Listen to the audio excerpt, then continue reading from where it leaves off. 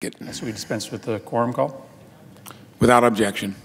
Thank you very much, Mr. President. Mr. President, I come to the floor today to express my opposition to the amendment before the Senate right now with respect to the disposition of American forces in Syria. Let me stipulate first for my colleagues that President Trump's Syria policy has been an absolute mess. It's been a train wreck. It's been a dumpster fire on a daily basis, and that's something that Republicans and Democrats can agree on, and I assume that that's the reason that we're having this debate right now. There is bipartisan consternation over a policy in Syria that seems to change by the day, often changes based upon who the last person was that walked into the Oval Office or caught the president's ear. The current policy seems to be that the president is intent on pulling out the 2,000 or so troops that are there at the request of the leader of Turkey, who would love to see the United States pull out so that he can move his troops in and overrun the Kurdish forces, which have been our partners for several years in trying to root out ISIS and extremist groups from Syria. Now, let me also stipulate that I was one who did not support sending American troops into Syria in the first place. I have never believed that there is a military solution led by the United States to the host of problems that ravage that country. But once you've made that commitment, if you are going to undo it, you have to do it in some orderly fashion. And to simply decide on a moment's notice, without any discussion with our allies or partners, that we're moving troops out is the wrong way to undo a commitment that I would argue was wrong-headed in the first place. You have to have a plan in place for the security of those that you are leaving behind, both the Kurdish forces that you have pushed to bring the fight to ISIS, as well as all of the civilians who could be caught in the crossfire between a advancing Turkish force and a defensively oriented Kurdish force. This is not why I'm on the floor today, to try to once again rehash all of the ways that Trump's policy in Syria has gone wrong. I want to talk about why this amendment is not the right way for us to proceed as a means of correcting Trump's backwards policies, and how it could frankly get us even more deeply mired into a series of conflicts in the Middle East, which are not supported, nor will they be supported by the American people. First, we should be debating an authorization of military force for American forces in Syria, not an amendment that restricts an illegal use of military force. The president does not have congressional authorization to use United States troops to fight ISIS in Syria or anywhere else. He claims he does because he has taken the 2001 AUMF and suggested that because some elements of al-Qaeda eventually became elements of ISIS, that authorization continues. But there is no one who voted for that authorization some 17 years ago that thought it would now be used as a means to fight a very different terrorist organization. And so we should be having that debate about renewing America's authorization of military force so that it is updated for the enemies that we are actually fighting, instead of conceding that the president has what is now potentially unlimited ability to fight anyone, anywhere around the world who has any kind of affiliation to a terrorist group named 17 years ago. But we're not doing that. Instead, through this amendment, we are in some way, shape, or form ratifying the president's extra-constitutional use of military force overseas, green-lighting the continued end-around on congressional authorization that this president and many other presidents would like to continue. And let me also concede that this perversion of the 2001 AUMF was not invented by President Trump. It was invented by President Obama. And I oppose it then as I oppose it now. Second, the language of this bill suggests that our mission inside Syria is not just to fight ISIS. The language of this bill suggests that our troops are in Syria to fight Iran as well. Over and over again, this amendment is peppered with references to the rationale for our existence in Syria being not just to fight ISIS, but to also counter Iranian influence. And in fact, the amendment lists a series of conditions that we believe need to be filled before troops are to be withdrawn. Amongst those conditions is a strategy to, quote, stop Iran from dominating the region. That's an interesting debate for us to have. What should be the role of the United States to stop Iran from dominating the region? I would agree with my Republican colleagues that it is not in the security interests of the United States nor our allies for Iran to continue to gain a bigger foothold in the region. But there is absolutely no congressional authorization for U.S. forces to be in Syria to counter Iran or to fight Iran or to try to be a bulwark against Iranian aggression. No matter what kind of hoops you jump through to try to contort the 2001 AUMF to cover ISIS, you cannot get it to cover Iran.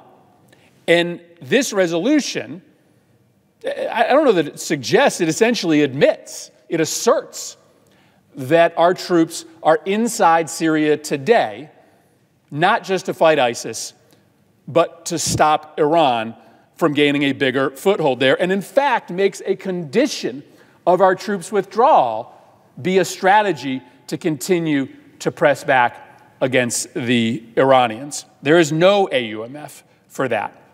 And let me tell you my real worry, that by putting a bipartisan stamp of approval today on an amendment that suggests our troops are inside Syria in part to counter Iran, it ultimately empowers those in the administration who are rooting for actual war with Iran.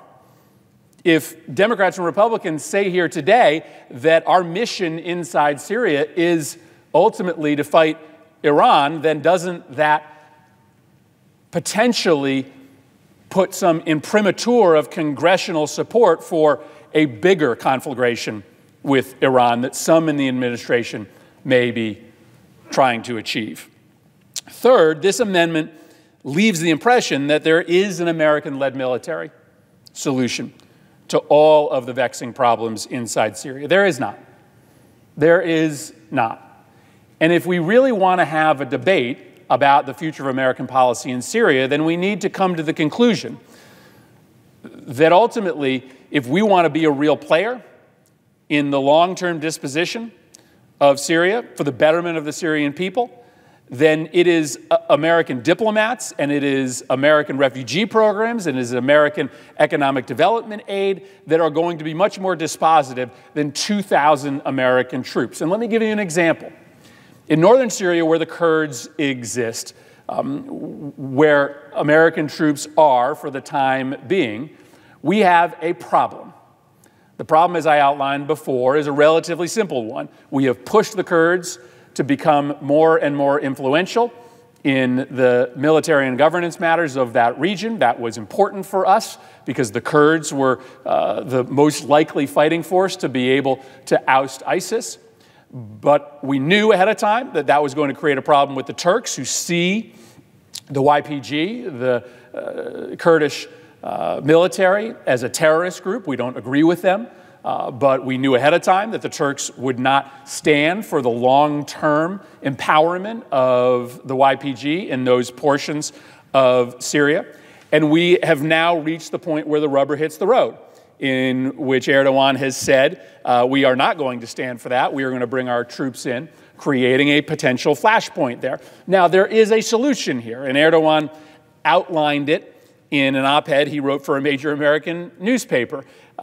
He said, well, listen, we understand the Kurds are going to have to be influential, but it's got to be Kurds that we support, not Kurds that we believe to be affiliated with terrorist groups. Now, that's a really tricky needle to thread, and I'm not sure that it ever can be thread. But the way that you do that is, frankly, not with tanks, not with American Marines, but with diplomats, with experienced foreign policy hands, people that know how to work out a complicated political arrangement in which the Kurds continue to be able to run that region, but the Turks decide to hold back and not press forward militarily. That is a diplomatic and political quandary that cannot be solved by the American military. This amendment seems to suggest that we can solve all of our problems, or many of our problems, if we just keep 2,000 troops there.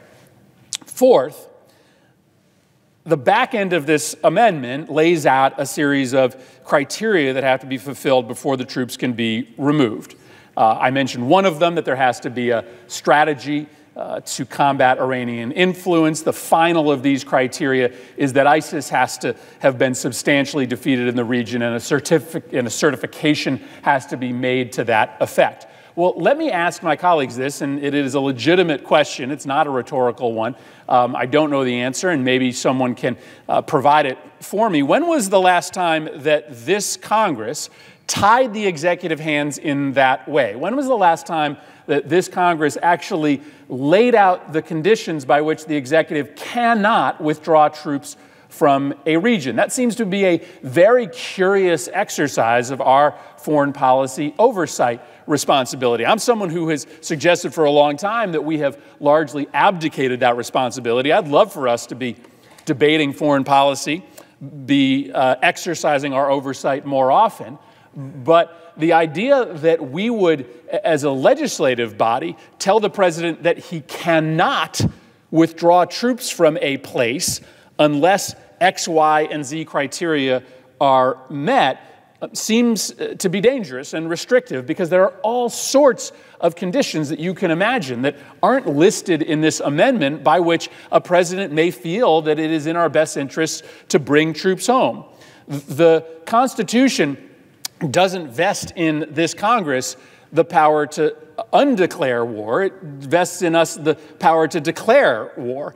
And to me, I worry that by restricting the aperture by which the president can make an argument to bring troops home, we ultimately will end up having them be in harm's way for longer than is necessary.